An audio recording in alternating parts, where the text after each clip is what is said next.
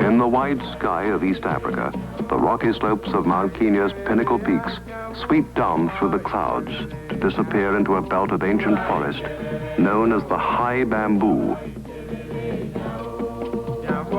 Closely set and interlaced, the high bamboo seems all but impenetrable, save for the drifting skeins of mountain mist. Yet there are secret meadows here and twisting game trails that tell of the hidden wildlife of this mysterious place.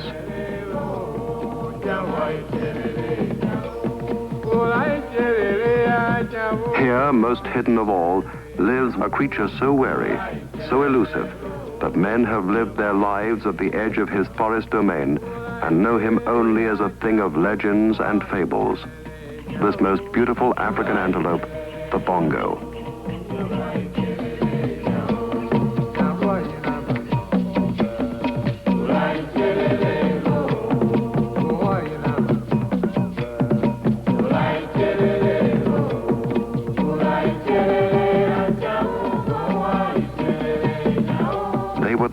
These two, the last of close to 100, who had once inhabited this bamboo-ringed mountain across the valley from Mount Kenya.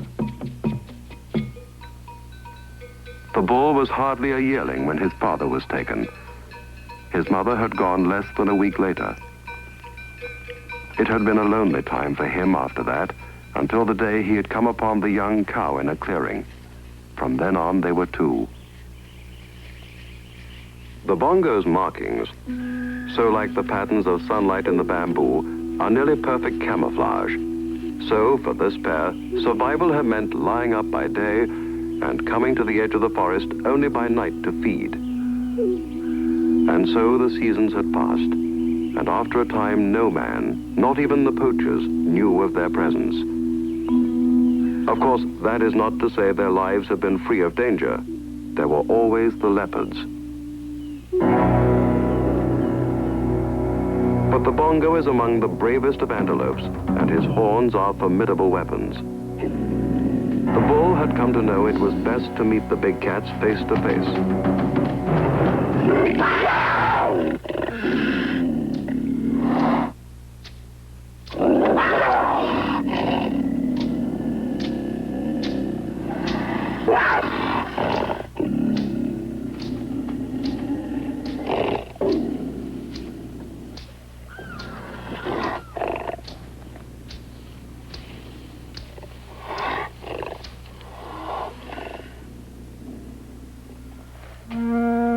Now, just when the two were about to become three, began a time when horns and courage would be useless in the face of a new and different danger. It would be greater than any they'd ever known, even though it came about from a small beginning.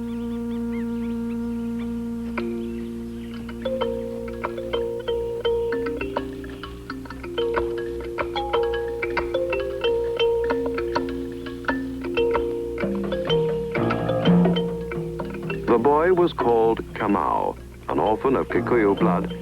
He lived on the lower slopes of the mountain with his uncle Injiri, who was, by profession, a poacher. On this day, as often before, Kamau had been sent out to walk Injiri's trapline. As usual, he'd spent many hours here on the grasslands bordering the bamboo, for as an apprentice poacher, it was well that he know the habits of the giraffe, impala, the tommy, and the waterbuck.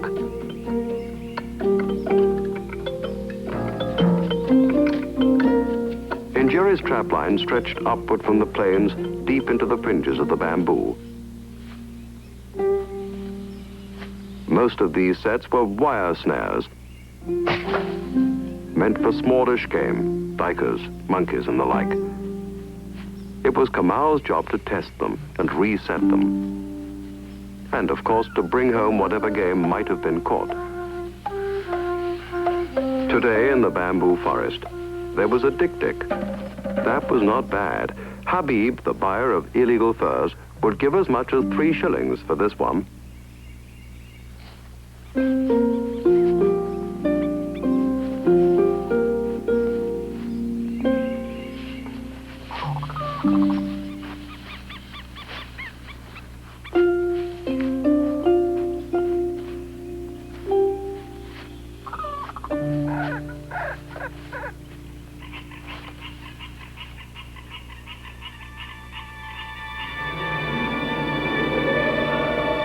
Bongo?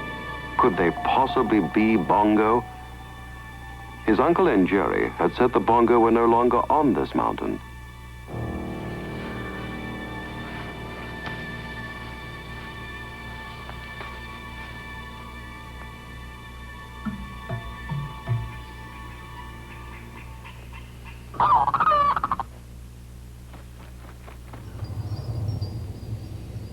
Yes, they were surely Bongo. For did not the legend say they had the power to disappear at will?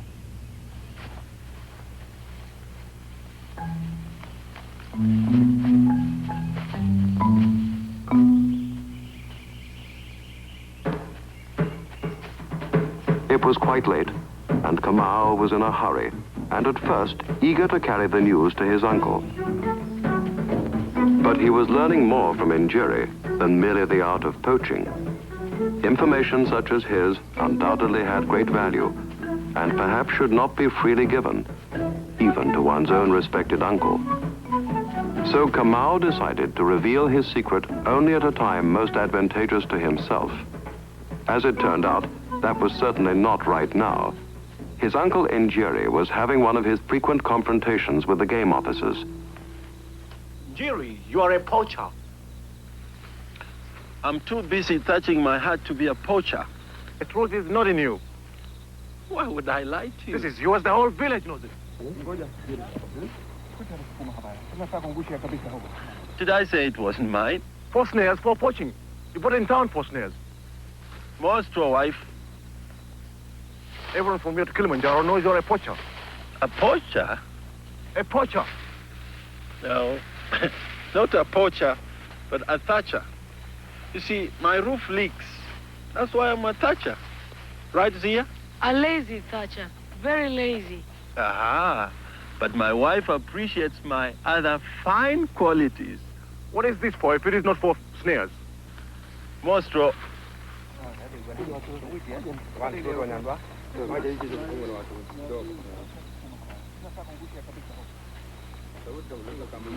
Aha.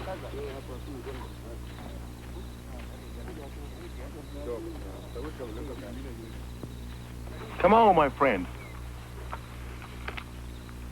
We have a problem, Kamal. This wire here. Yes, sir. You live with your uncle Njeri Yes, sir. and your aunt Zia. Yes, sir. So you would know of your uncle's comings and goings Yes, sir. and his, Professional activities. thank you, his professional activities. Yes, sir. Good. Now, what would this be for? What would our busy, hard-working, honest, Thatcher. thatcher like your Uncle Jerry be doing with this roll of wire? How did this wire come to be in Uncle Jerry's house? Mm, Do you have an idea on the subject, Kamal? yes, sir. Well, It's the chicken coop, sir. chicken coop.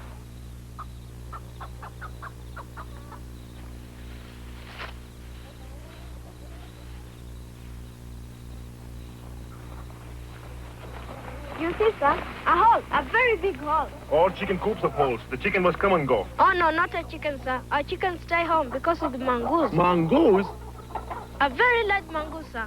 He came in 3 nights and took 3 fat chickens. We tried to mend the hole with some sisal, but the mangoes chewed it up. Uncle Jerry didn't have enough money to buy wire. You see, sir, I had 2 shillings 50 from some money I found. And after 3 nights and 3 fat chickens, I gave Uncle Jerry enough money to buy wire. And that is why the wire was in the hut, sir. You are as a big a liar as your uncle. He's a poacher. Thatcher. Yes, sir, a thatcher.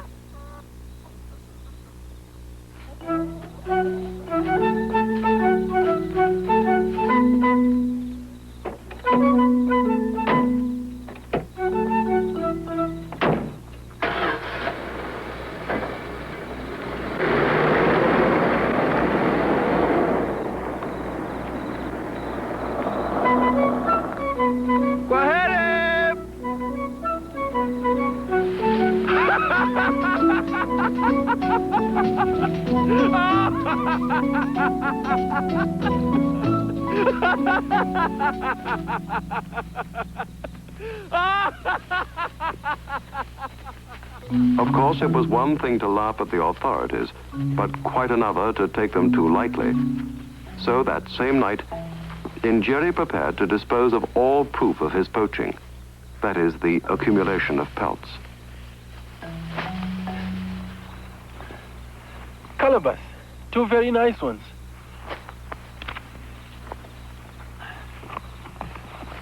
Bushbuck.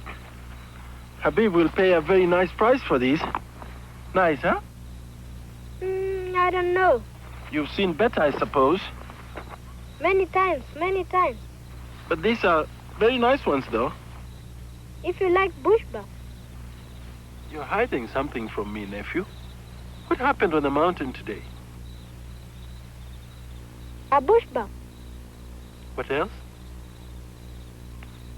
Many things. I don't know what I shall tell you.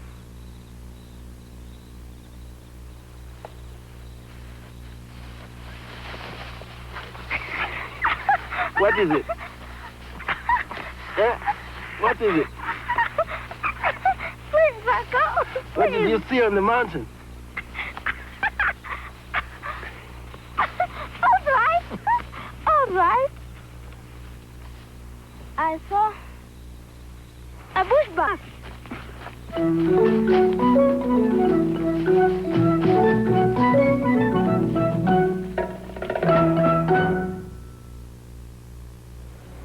In the small frontier town of Isiolo, nighttime traffic was quite likely to be game control officers who were as interested in those who bought illegal pelts as those who poached them. So tonight, the traffic was watched closely by the wife of Habib, the trader. This time, it was only the local hunting guide, Jock McEwen. Nothing unusual.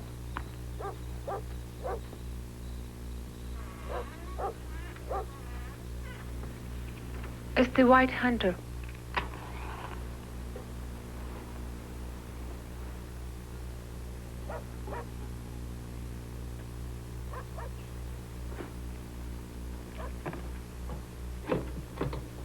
Okay, let us see what you've got.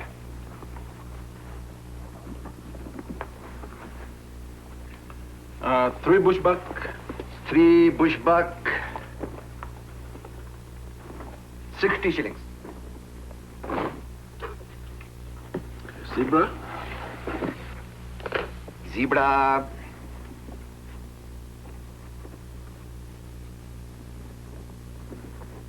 $100 shillings. The monkeys. Monkeys. 150 shillings. Okay, Dick. Dick. Some money. Half a shilling. Okay, 1 bob. That makes a total of 312 shillings. Okay? And next time, a leopard. For a first-class leopard, 200 shillings. That is 25 shillings more than last time. You think that is not enough, Kama? He saw something up in the mountain, and he won't tell me what it is. Maybe he will tell me. Kuma? How much for a bongo? A what? The biggest bongo in the world. A bongo? Yes, sir, a bull. A bull? and a cow. And the cow is going to have a calf very soon. So there will be 3. 3 Bongo. 3 Bongo, but why only 3? And very beautiful, sir. I want a very high price for them. A special price. Special price. Big horns? Very big, sir. This big. So big. But why only 3? Why not a herd? Why not 20? 30.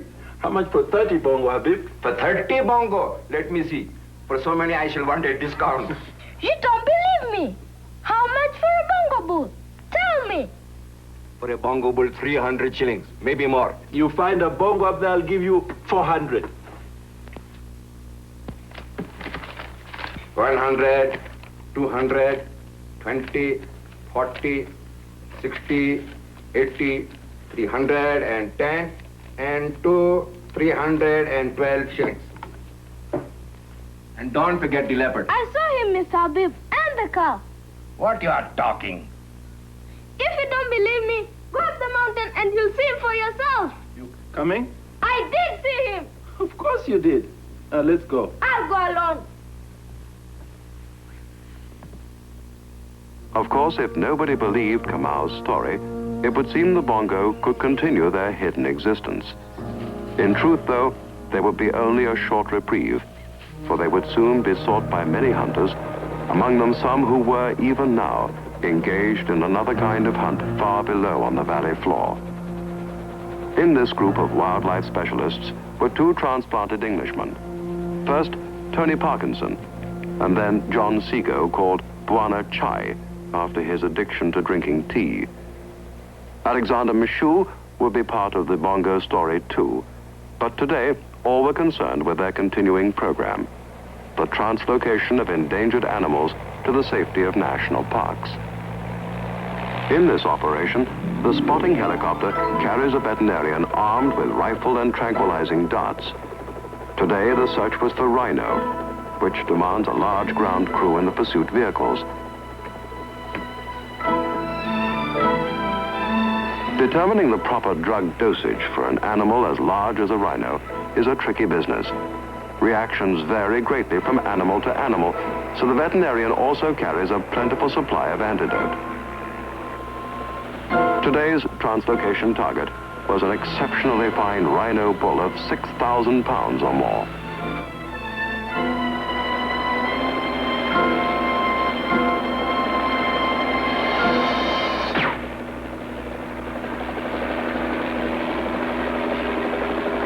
Once the darting has been accomplished, the ground crew, guided by the spotting helicopter, moves into action.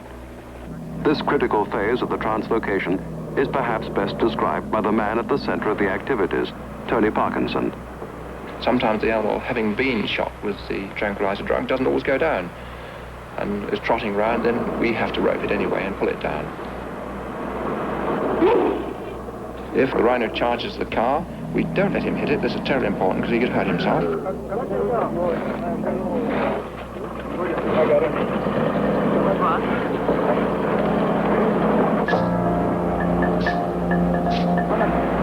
No one man captures an animal. It is entirely teamwork, and it's no good, however well I drive a motor car if Alexander doesn't put the rope on, and vice versa. If I don't drive the car well, he can't put the rope on.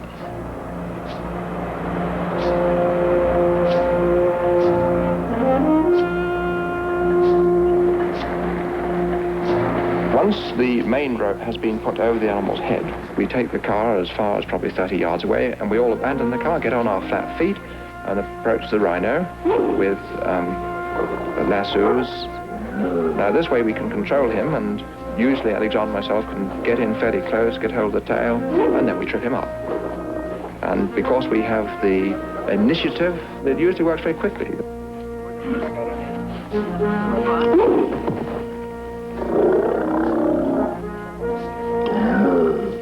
Under normal circumstances, the risk is very little, but just occasionally we might, as an example, immobilize an old animal.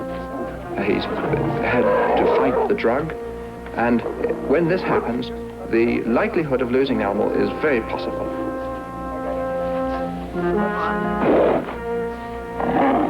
All right, let's get him over onto the pallet.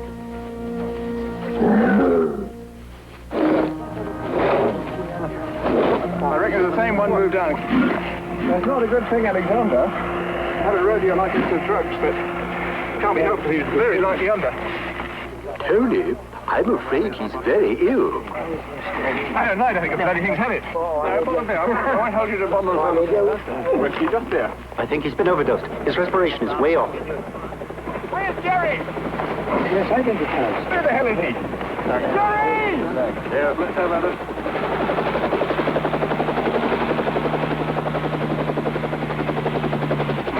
John, is he all right? But these drugs are so dangerous. The margin is so fine. It's getting worse. John, get up there and try giving him heart massage. Maybe we can keep him going till Jerry gets here.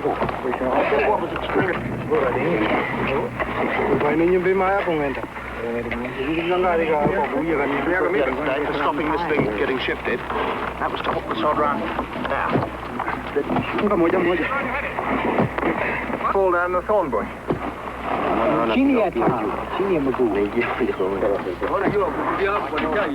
Such a damned iffy thing, feeling the proper dose.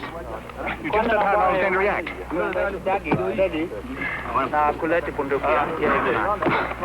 Thanks very much. I'm afraid he's gone. Keep jumping, John. He might come back. Any good at all. Where's Alexander? Yeah, will you help me with the ears? Yeah, like you did last time. How's that breathing? Don't like the look of it, Tony. Bit dodgy.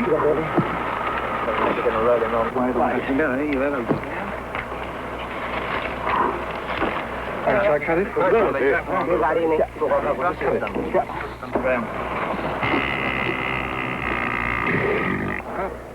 He's breathing, John. Thank God for that.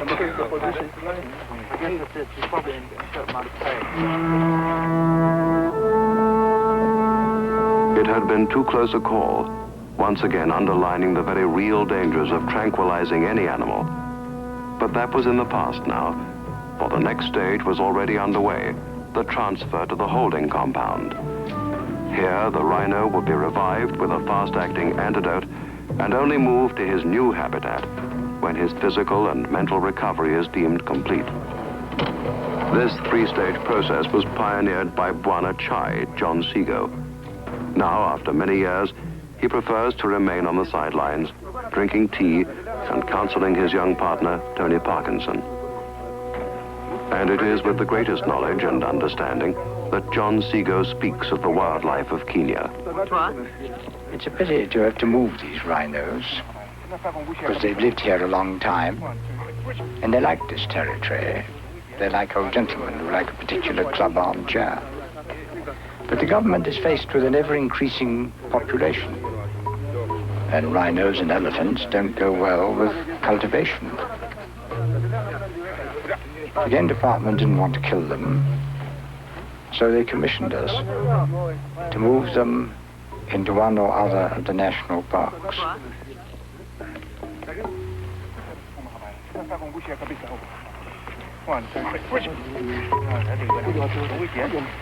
I got an 8.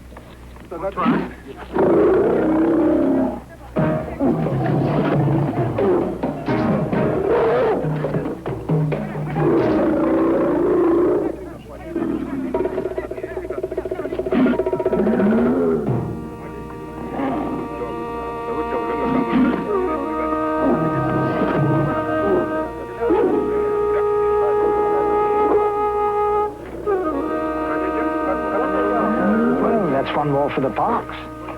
One more the poachers won't get.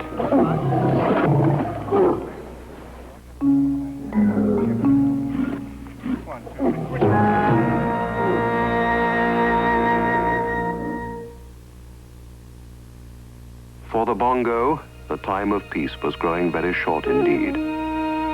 It was true that the secret of their existence was known to only one person so far.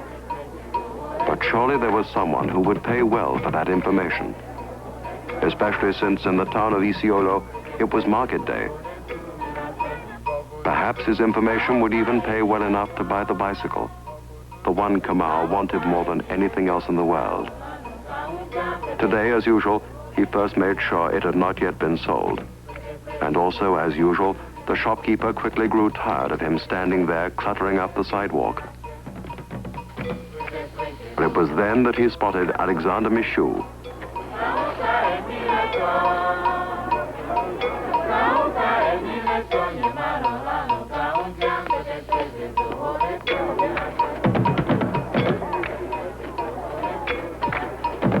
Jumbo, Jumbo, Kamau, what are you up to? can't I help you, Alexander? You want the money, eh? I'd like to talk to the bwana. Mama, ndizi bei gani? Shilingi moja au ngapi? Shilingi moja tu.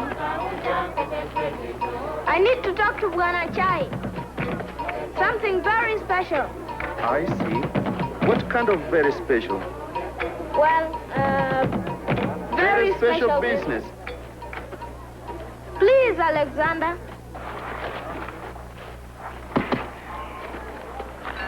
There, Kamau.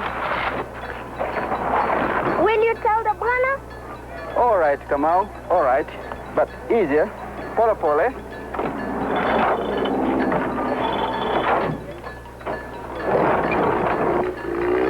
special business, Alexander.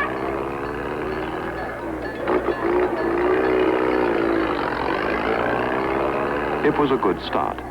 Of course, Alexander's promise was merely that, a promise. But it was enough to warrant an evening visit to the camp of Bwana Chai. Special business? What does he mean? Who knows? If we were dealing in poached leopard, I could understand it. Speak of the devil.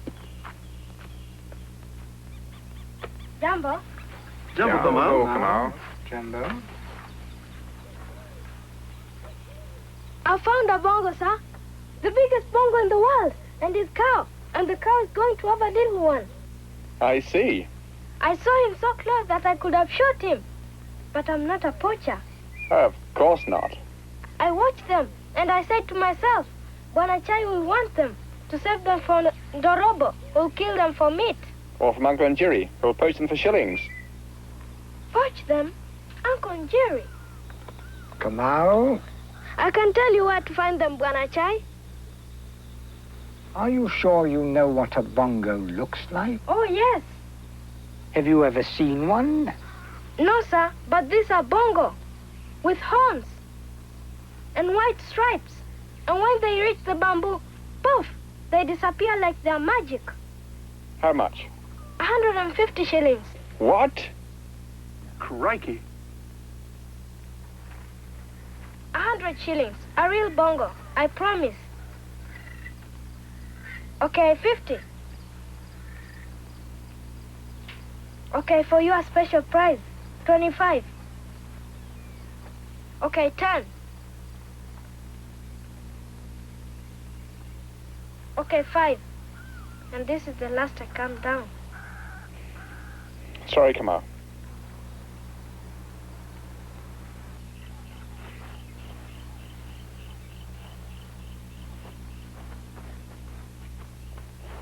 Five.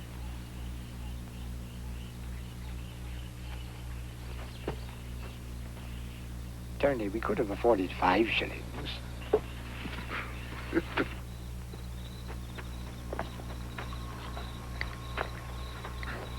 He's still out there. Give him the 5 shillings. And tell him I'll see him in the morning. Right.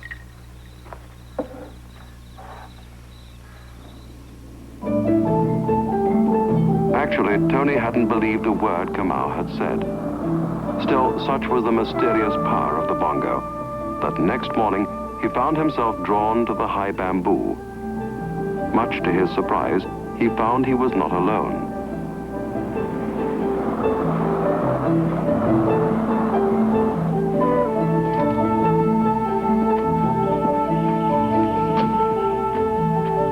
Jock McEwen, the professional hunting guide. He was an old friend, and Tony knew that Jock had almost certain instincts about animals.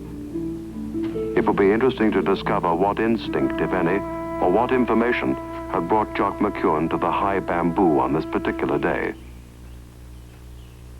Hello there, Tony. How are you? Very well. Want some? Thanks.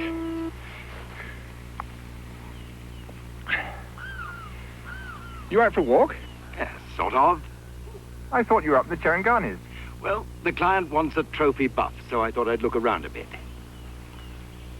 You want buffalo? There are a dozen better places than this. Possibly. What are you doing up here, anyway? Well, we have an order for some giant forest hog. The zoo in the States. Giant forest hog. Giant forest hog here. Why not? Well, there must be a dozen better places. Of course, each had been cheerfully lying, and each knew the other knew it. So naturally, each decided to keep an eye on the other. By unspoken agreement, they pooled their separate pretenses in a common search.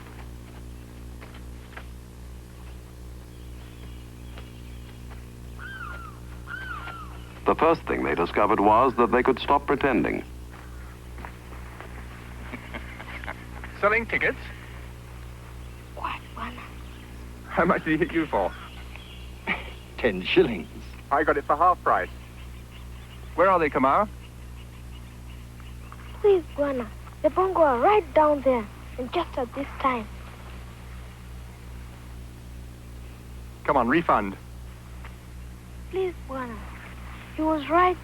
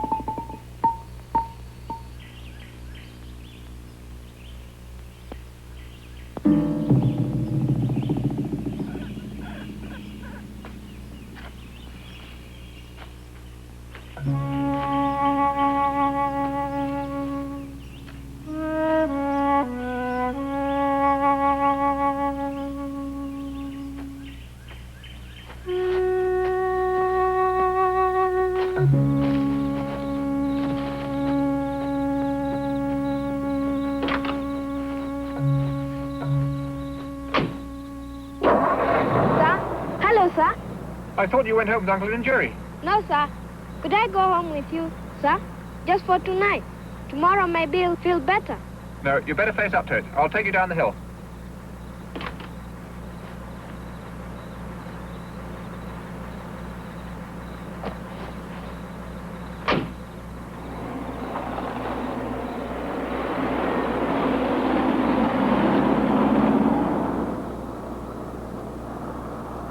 A very nice bongo, isn't it?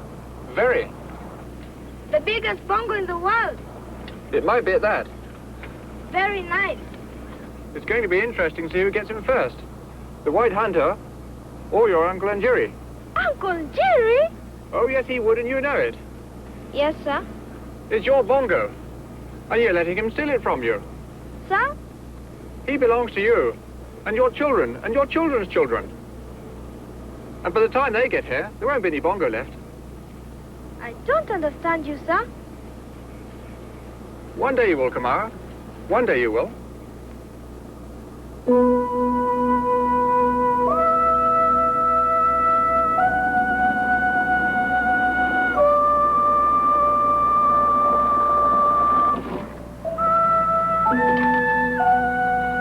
Good luck, Kamara.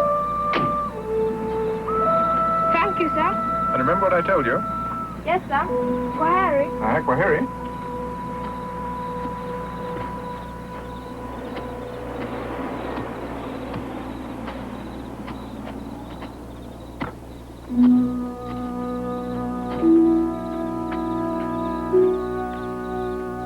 Well, what's happened to you?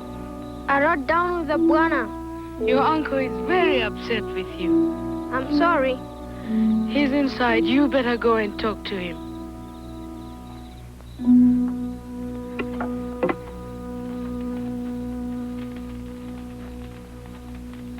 Uncle?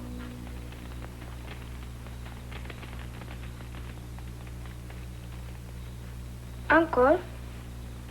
I heard you. You came down with a burner.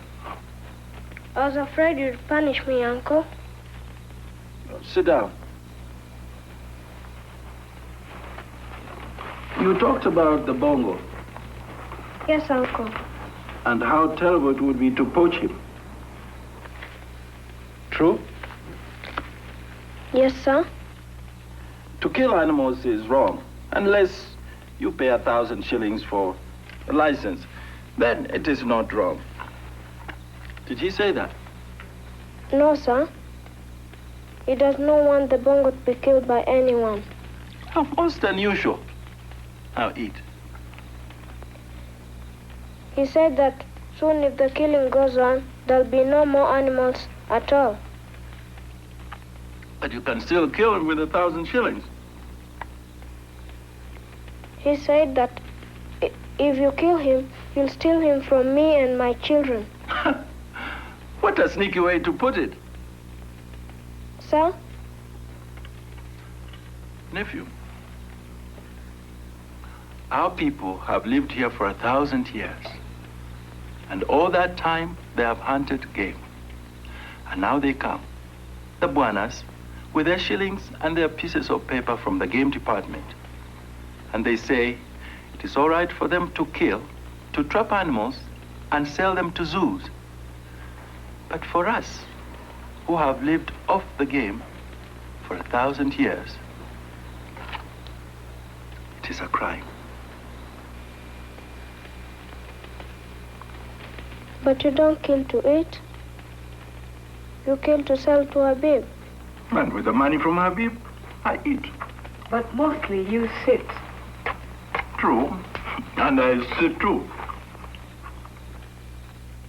But when the animals are gone? Gone? Nonsense. But Uncle, he... Eat your supper. Tomorrow, we will kill the bongo.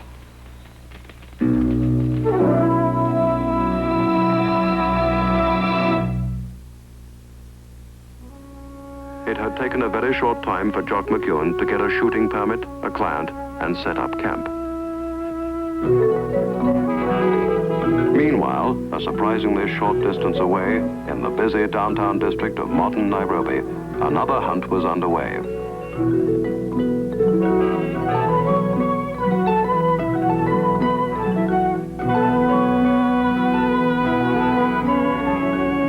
Early this morning, Tony had driven into the city and was now looking for Sam Kabuthia, Deputy Minister for Game Control, the man who issued all permits. He left a hard trail to follow, even for an experienced tracker like Tony Parkinson. Finding a deputy minister in Nairobi on a Sunday is difficult enough, God knows. But if he's on a 2 weeks holiday, it's impossible. And my chances, even if I did find him, were very slim. Someone said he'd gone to Malindi. Someone else said he was up country. And a third view was that he was at the golf course. He wasn't at the Norfolk, or, unlikeliest place of all, at his office. He wasn't anywhere. And at last I head back to camp with my hope of getting a permit. Gone completely.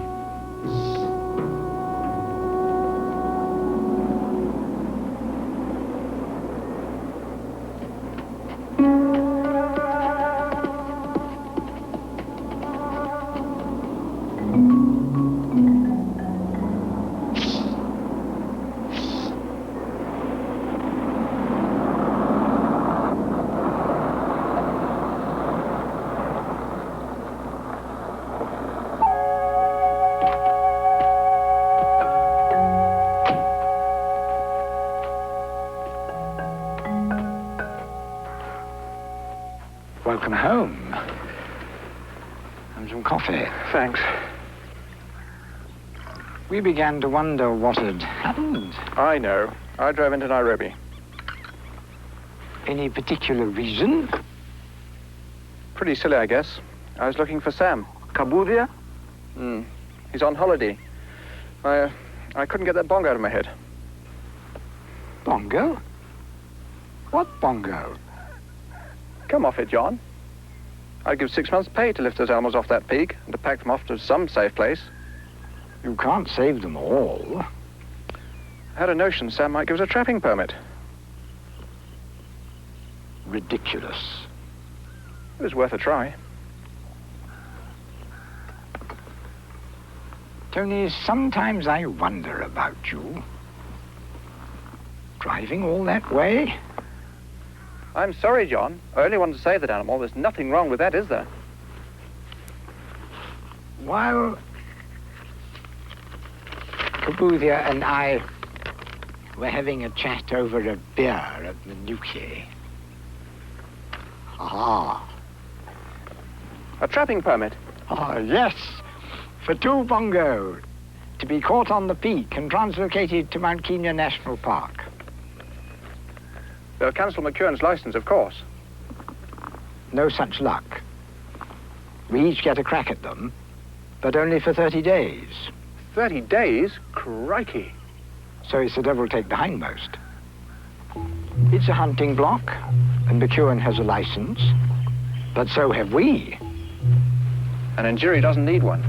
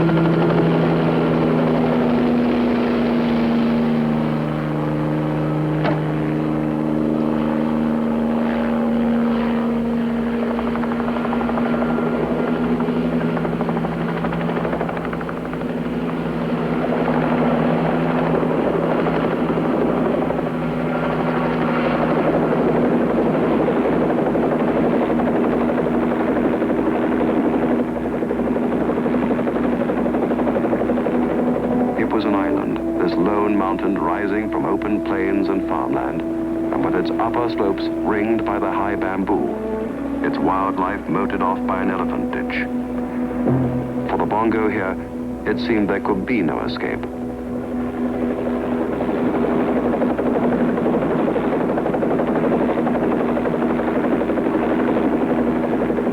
Look where McEwen's put his camp. The animals are trapped and he knows it. He's run them around the peak twice and they've holed up in the bamboo. And no place to go but up. I'm not so sure. What if they took that ridge down onto that lower slope? A very un-Bongo thing to do. And anyway, they still have to get across the elephant ditch. But they might try it. I'll bet you a brandy they won't. Well, take that, Tony, but make it a good brandy. It wasn't a bad bet from either side. True, the Bongo rarely flees downhill. On the other hand, just below the elephant ditch, the deep trench protecting the farmlands from roving elephants and buffalo, a narrow corridor of bamboo led across the lower slope toward an ancient crater. If they reached the dense jungle there, the Bongo might well escape their pursuers. Before they would take that downhill course, though, they would have to be hard-pressed and desperate. That time would come very soon. But for now, there was still room on the mountain. Room to move, or more importantly, room to hide or to run if necessary. In his entire career as a professional hunter, Jock McEwen would never face a greater challenge.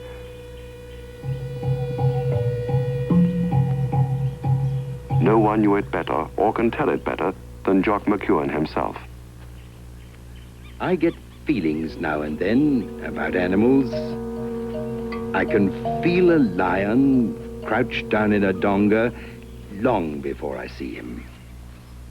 Or a buff waiting for me in the bush. And I had this kind of a feeling about that bull. I had a feeling he was down there somewhere, laughing at me, knowing he could keep me running around the mountain like a reindeer on a carousel until he tired me out. Well. Hello, Jock. Still looking for the trophy buffalo? Right. How about the forest hog? No luck. Pity.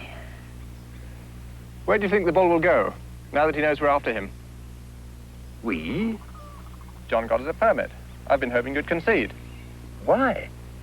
I want to pick him up and set him down on Mount Kenya. Seems the least we can do for him.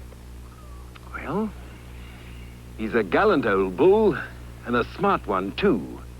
And I'll play it fair by him. That's all I can promise you. I guess that's all I can ask. Thanks, Jock. Good luck. And you, Tony?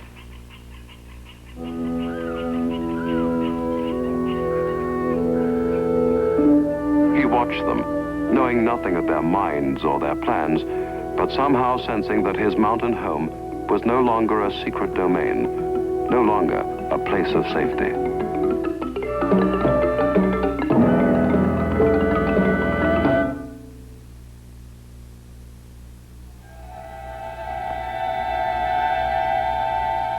When the first fingers of evening mist had come to mantle the peak, the bull had led the way, moving around the mountainside until early dawn, and only then stopping to feed in a hidden glade deep in the forest.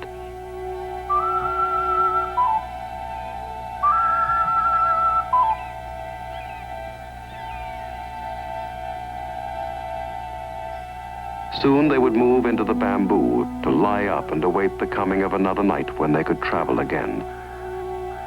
But though they had remained out of sight, they were still on the mountain. Their pursuers knew they could not leave. Work on John Seago and Tony Parkinson's live traps called boomers was well underway by now. The licensed hunt of Jock McEwen and his client Carlin relentlessly crisscrossed the peak below the bamboo. While above, Injeri's unlicensed hunt was already closing in.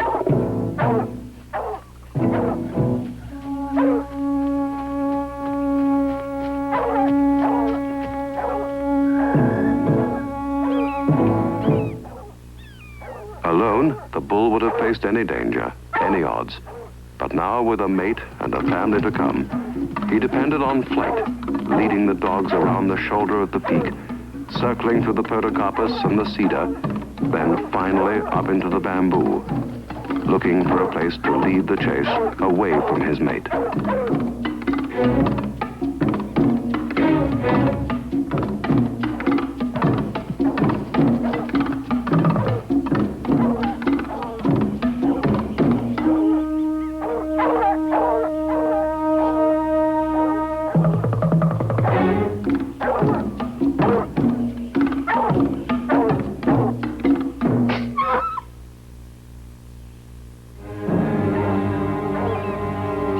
One of his own deadly snares had done its work too well.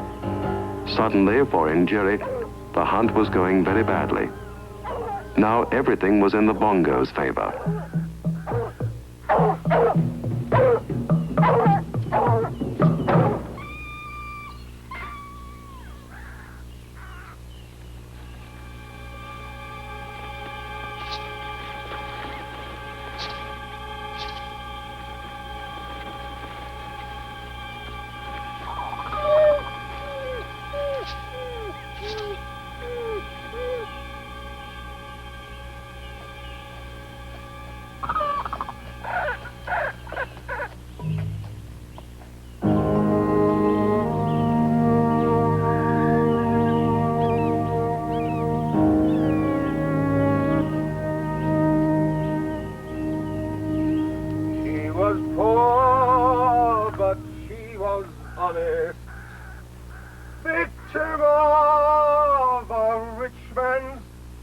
crime. It's the rich what gets the pleasure. It's the poor what gets the blame.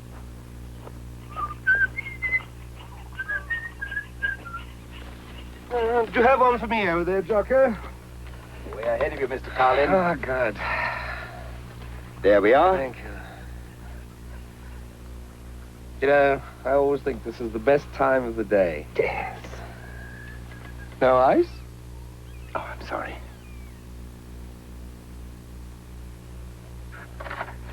The day of the White Hunter is waning fast, Jocker, my boy. But you have nothing to worry about. It's a bartender's job waiting for you in my favorite London pub.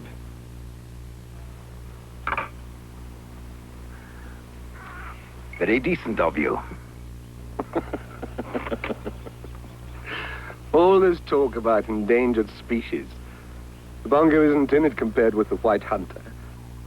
The bongo will be around here a long, long time after the last White Hunter has joined the dodo. You're needling me again, Mr. Carlin. I expect I am. What luck with the bongo? Oh, we found fresh spoor down by the salt lick. How fresh? 6, 8 hours. Then the sensible thing would be to build a hide beside the salt lick, wouldn't it? Sensible, all right, but... Well, why aren't we? But not ethical, Mr. Carlin. It's not considered sporting to pot shoot on a salt lick, Mr. Carlin, or on a water hole either. So that's why you've been brooding. I respect an animal, as any hunter does. I want to match my wits against him, but play by the rules and take him if I can. And if you can't? Bad luck. I have a license to shoot one bull bongo on hunting block number 81. And I intend to. You're not the only one, Mr. Carlin. What do you mean by that? Seago and Parkinson also have a license to move both animals and translocate them to Mount Kenya. That's ridiculous. Maybe. Parkinson asked me to give up the field. I told him I couldn't. But I did say that I would play fair by that animal, give him a sporting chance. And that's what I'm going to do, Mr. Carlin. I hope you agree.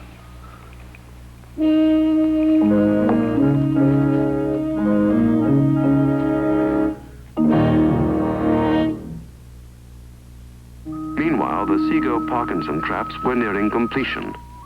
Their function is best explained by Tony Parkinson himself. There were 3 narrow game trails through the bamboo, all of them showing bongo spoor. We dug pit traps in 2 of them. This was the 3rd. Barboma, the giant funnel with its sturdy walls and camouflage. It's careful, demanding work. The bongo is shy and wary and very suspicious. And anything less than perfect is no good at all. Tonight? Yeah. I hope you're right. Do you agree with him, Alexander? If he comes past here, we will have him. Give it a try.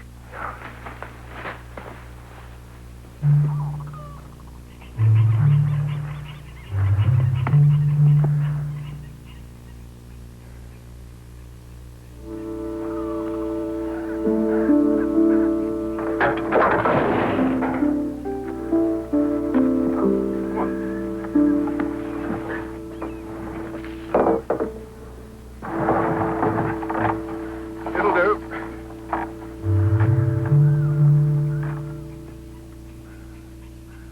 The following dawn found Tony and Alexander waiting near the outcropping of natural salt that attracted grazing animals, hoping for some clue to the bongo's patterns of movement.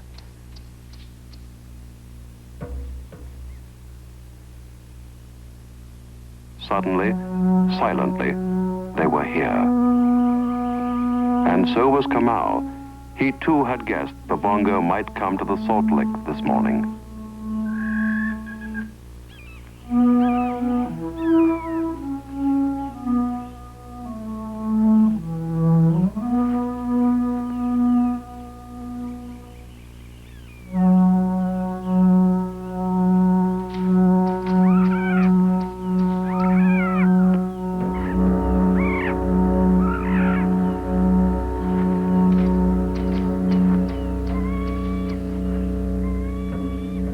It's jumpy, Tony.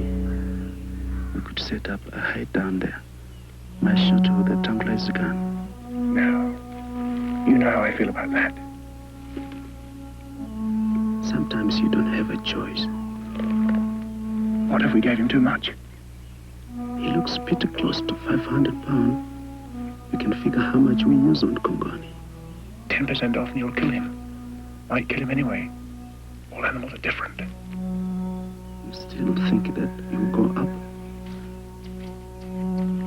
I bet you want a brandy on it.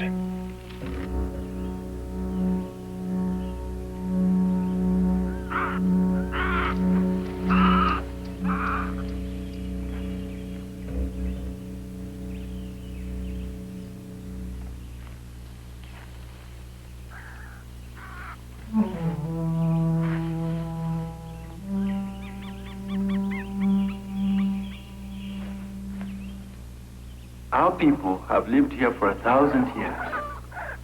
And all that time, they have hunted game. And now they come, the buanas, with their shillings. Oh, you're Uncle Nigerian. It's your Bongo. And you're letting him steal it from you. He belongs to you. And your children, and your children's children. I don't understand you, sir. One day you will, Kamara. One day you will.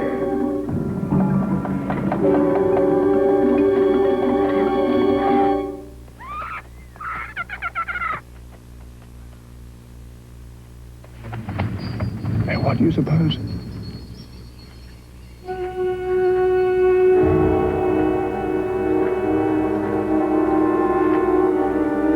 He couldn't have missed.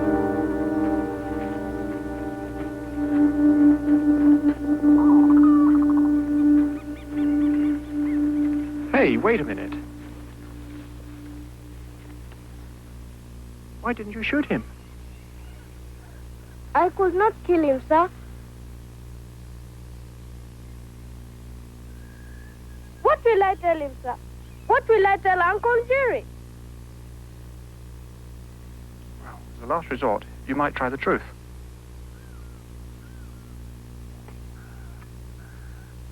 I do not wish to lie to you, Uncle. I'm 13 years old now, almost a man, and I've done some thinking about the Bongo. And I've decided not to help you kill him.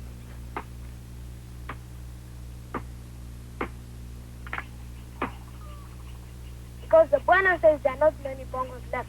And if we kill them all, there'll be no Bongo left for my children to see.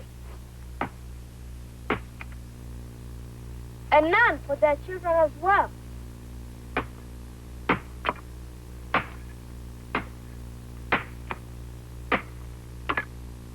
And besides, it was not such a good bicycle anyway. The paint is new and the tires, but it is a very old bicycle. And it will break down very soon and cause a lot of trouble. And for these reasons, I've decided I'm not going to help you kill him. Or the cow. Or the calf. And because I'm almost a man, I'm standing here before you now. Talking to somebody?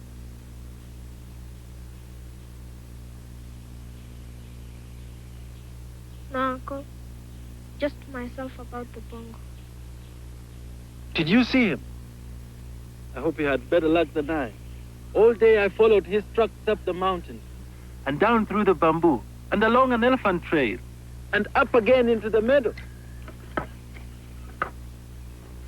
The Calabash monkeys were all laughing at me.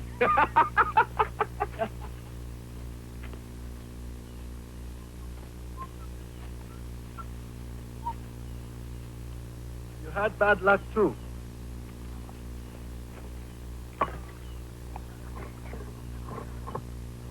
Uncle, I have something to tell you. You saw it. Yes, sir? He was so close that you could reach out and touch him. No, sir. But he raised his ears and looked at you with his big brown eyes, and you had no heart for killing. So you let him go. You see, I read your mind. Yes, sir. What happened? I don't know, Uncle. Come on. Did you have any luck? Did you see his tracks by the salt lick? Yes, sir. But you didn't see him.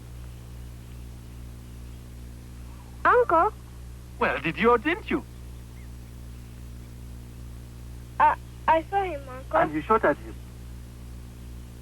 I shot at him, sir, and I missed. I frightened him, and he ran away. I'm sorry, Uncle. I'm a very bad poacher. Well, how close? Very close, sir. Too bad. I have missed too, many times. That's one of the troubles with life. It's full of misses. I feel very bad, sir. You'll have another chance. What we must do tomorrow is set snares in every truck, every small truck in the bamboo. And we'll be waiting. When he comes, this time we won't miss.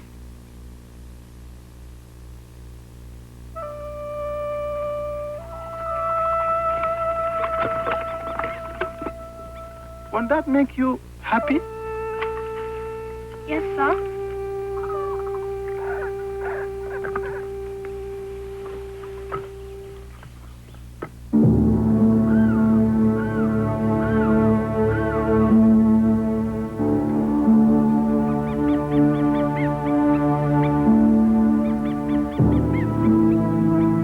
Here, across the wide valley from Mount Kenya, uneasiness hung heavy in the air.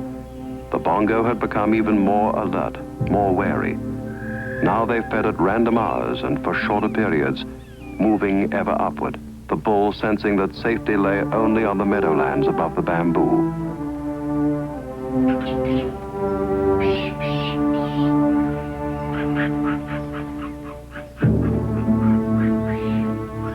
But to move through the bamboo meant using the game trails, and of course, like the others, Jock McEwen knew that and meant to take advantage of it.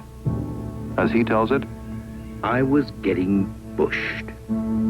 Up before daylight, 4 mornings in a row, circling the peak, straining our eyes for spoor. We'd picked them up at a dozen spots around the mountain, but always too late. They were like ghosts. of course, with enough study, even a ghost's behavior can eventually be predicted. And Jock felt sure that he had finally found the Bongo's point of vulnerability. If all the signs had been right, if they really were headed for the peak, they would have to pass this spot, and rather soon now. And game trail down there. You'll be out in the open, in the clearing.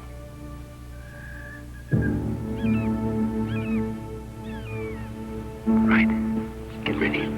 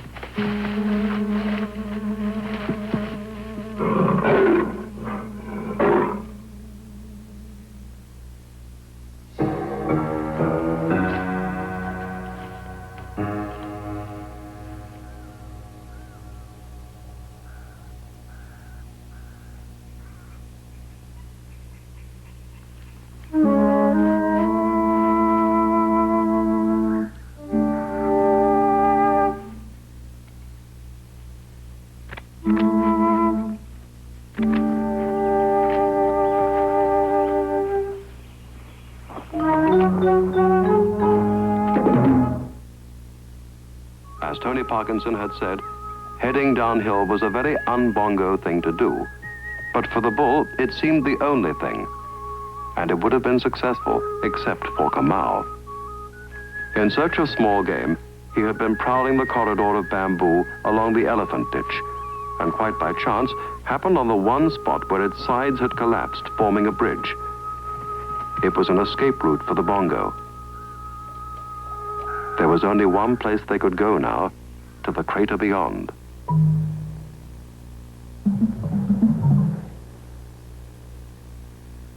Kamau realized he was, once again, the only person with knowledge of where the Bongo were. But to reveal it to his uncle Njeri, or to conceal it, would be a difficult decision. And he faced it just a little later, as Njeri fashioned the poacher's monkey paw snare and spoke of the Bongo and the other hunters. They may catch a duiker, a bushback, or an impala, not a Bongo. Know why? Know why, Kamau? Yes, Uncle. Because the Bongo are not there. Very good. Where are they then? They are not at the salt lake. You saw them? Yes. On the other side of the mountain. You see, to kill a Bongo, you have to think like a Bongo. And if you think like a Bongo, you'll say, the trapper, the white hunter, and that hyena-head Njeri are looking for me at the salt lake. So it's time to move to the other side of the mountain. And that's why you saw them there, isn't it? Yes, Uncle. So you have learned to think like a Bongo. Very good, Kamau. Yes, Uncle.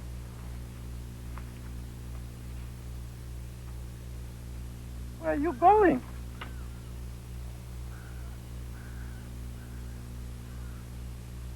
I'll be back.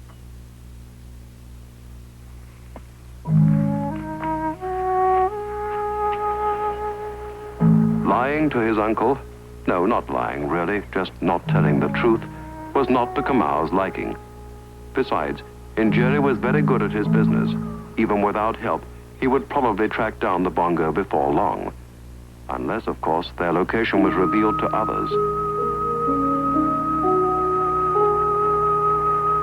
Feeling himself to be a very bad nephew, he waited near the trail that led to the camp of Tony Parkinson and Bwana Chai.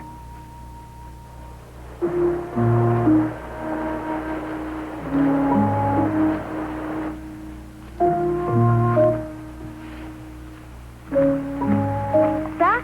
What is it, Kamau? I've seen them, sir. The Bongo, they've left the mountain. I saw them, sir. I saw them cross the elephant ditch and go down into the crater.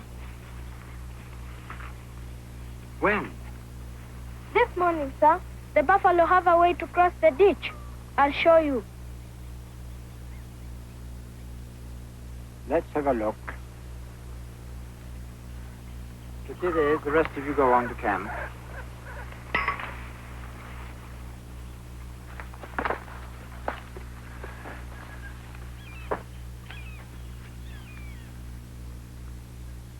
No sign of them here. The buff spore must have covered it.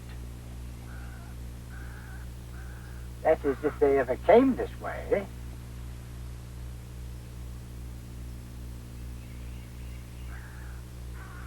It's true, sir. I saw them. Look here.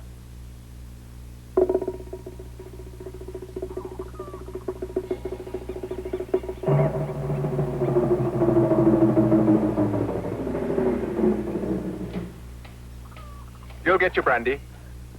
Remy Martin. I didn't mind paying John his brandy. It was worth 100 times that to have the Bongo here. In this giant soup plate of solid bush, with plenty of cover, loaded with game, and every head of it dependent on its single source of water.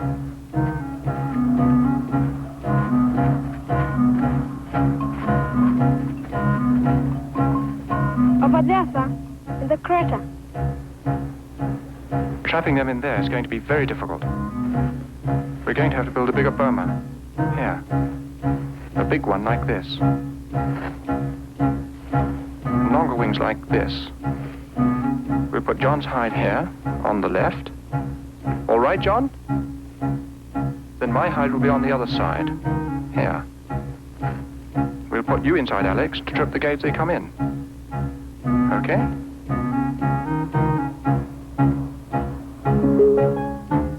We got cranking on the boma straight away, while another crew filled the pit traps we'd worked so hard to dig. Can't go leaving them for other animals to fall into. We couldn't fence off the water, of course, but we could build our boma, the giant funnel with its sturdy walls and camouflage, in the line of flight, so that when the moment came, the bongo would instinctively run into it. This involved some animal psychology. I tried to place the boma where a bongo would run in a moment of panic. By 6 o'clock, just a half hour before sunset, the boma was ready. And I looked around for Kamau, who was more or less responsible for all this, to thank him. But he had disappeared. Unwilling to face his uncle Njeri until he found the words to say what had to be said, Kamau had spent a long day alone with his thoughts. But what he had to confess, he discovered late that evening, would be the least of Njeri's problems for some time to come. Officer, you know we can't just leave my camp without putting out the fire. What would the forest officer think of me? Look, we want no more delays. We have your snares, we have your wire, so come on now. Let's go. You know you are making a mistake, officer. All right, Jerry. I'm sorry for you, officer. To drag an innocent man all the way down the mountain and into the magistrate's court. It will be very embarrassing for you. You'll be the laughing stock of Nanyuki. That is one of the sad things about my job. Every day, a new embarrassment. Let's go. Kamau knew full well his uncle would not spend more than 2 or 3 days in jail, as usual, but still, this was very sad. Now there was only one person he could turn to, Tony Parkinson, waiting by the waterhole in the crater.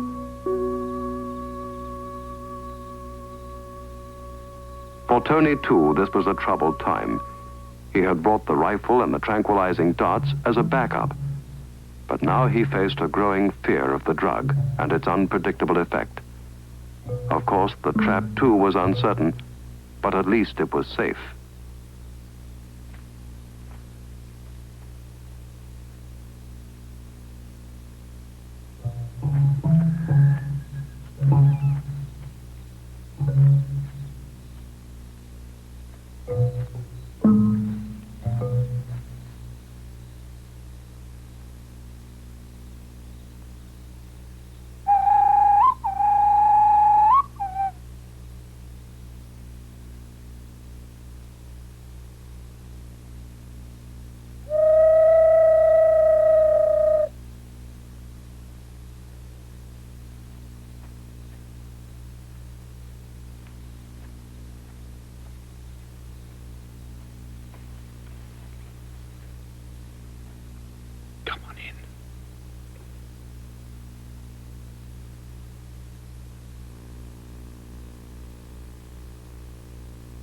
They've arrested Uncle Njeri. I know. I sent them there. I'm sorry. Nothing else I could do. Do you understand, Kamau? Yes, sir. Okay. Let's keep an eye out for the bull. Looks like being a long night.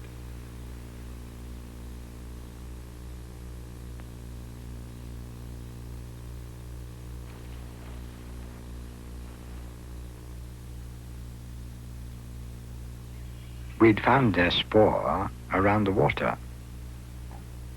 So they had drunk last night. Or early this morning. But probably not since. That's 15 hours at the very least. So they were out there somewhere. Waiting. Bothered by the strange contraption that had mysteriously appeared beside the waterhole. and by the men sent on the night breeze. Didn't seem to bother the rest of the game. But the Bongo has a mind of his own.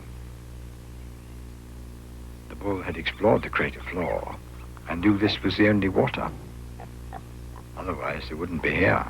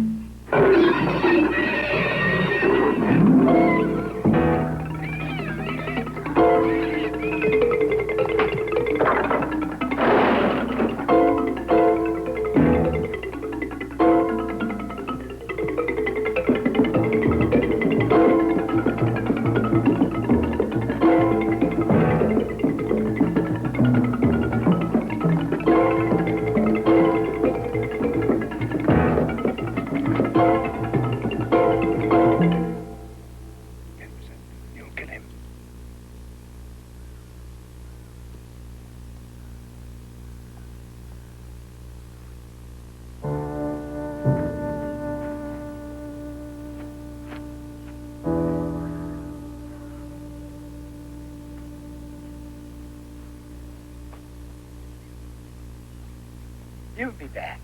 Not a chance in the world. He'll never go into that boma. So use the dog. I hate the thought of it. But there's no other way. I'd rather lose him than kill him with an overdose. Well, it's either a dart or Carlin's bullet.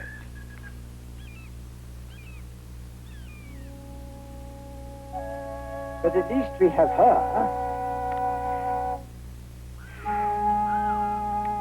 No, that's not enough. We must get that bull.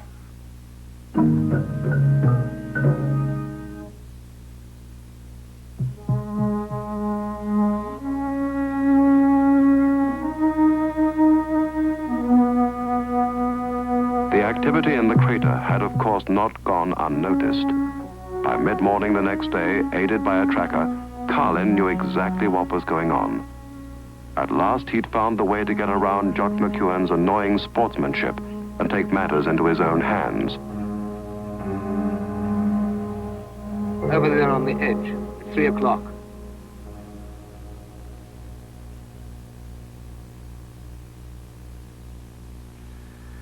Bull's probably hiding in that bush on the right there, waiting for his chance to come out. Yes. Do you think he will come out?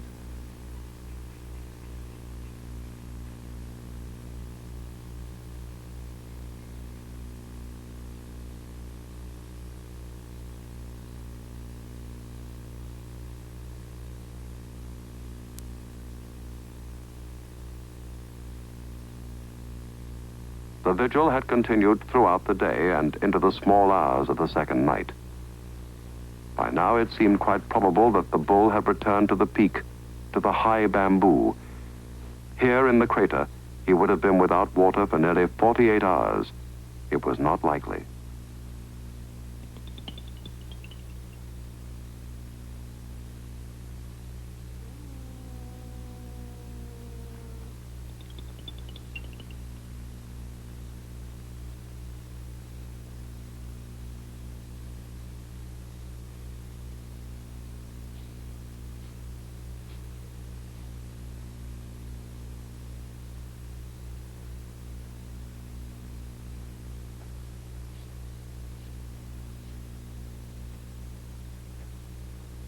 Tony.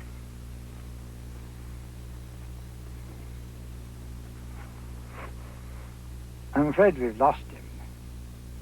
You want to give it up? Well, we can't sit here forever. The cow keeps calling. I thought maybe he was out there. He isn't. He'd have made a move long before this. He's back on the beak, if you ask me. If you think he's worth it, we can have another crack at him up there. I hate to quit.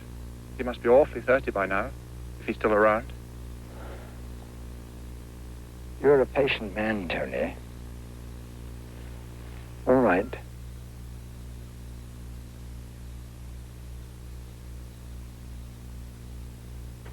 Yes, Tony was patient, but not too far away another man was not. Carlin had now determined to finish the hunt in his own way. It was not the sporting way, of course, but the cow was the perfect decoy. If the bull was remaining near his mate, Carlin would find him.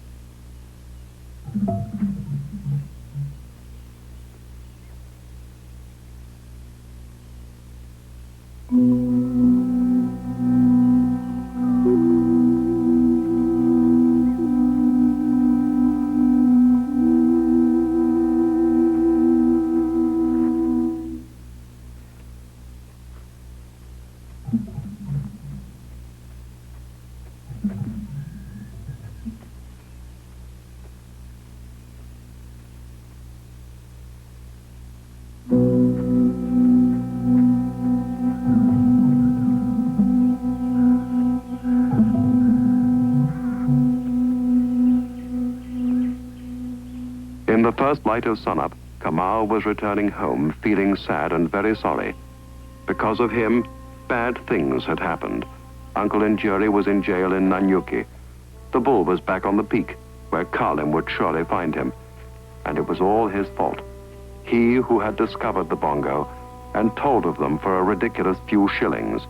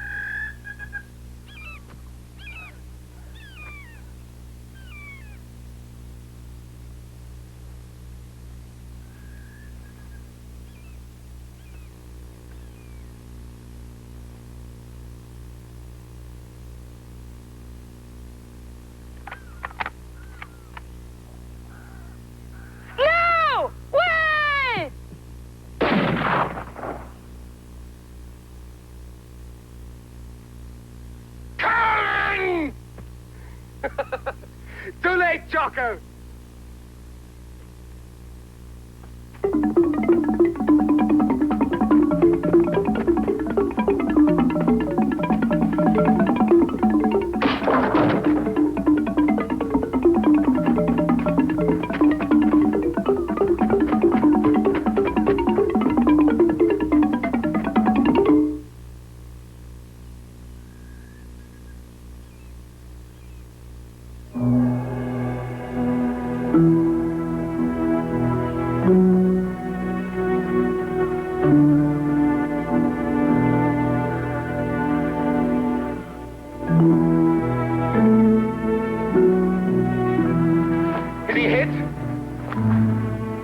I'm afraid you missed. Okay, Colin. I'll buy you that drink now. No, thank you.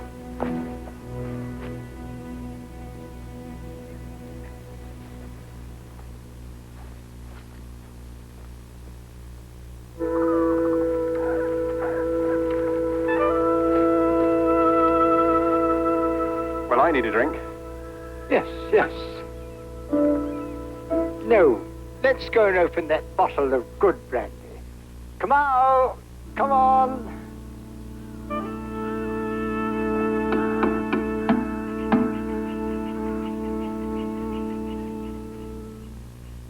Of course, for Kamau, there would be no brandy, but a brand new bicycle most certainly.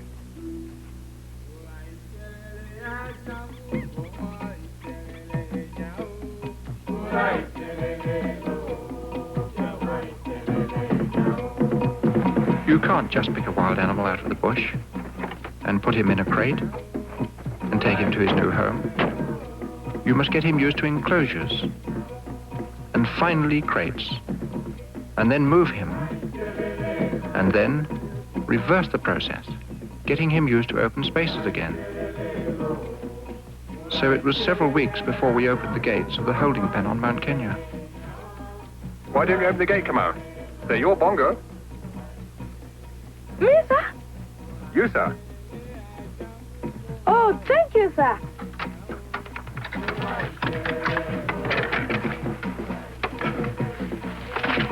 Come on, Juma. Come on, baby. Come on. Come on, baby. Come on, Juma. Come on, baby. Come on. Come on. Come on. Come on, Juma. Come on, baby. And so that was the end of it, or the beginning, really. In the national park, these two would bear their young, and protected from licensed hunter and poacher alike, the Bongo would continue to multiply and thrive in the hidden meadows and secret places of the forest here on the slopes of Mount Kenya.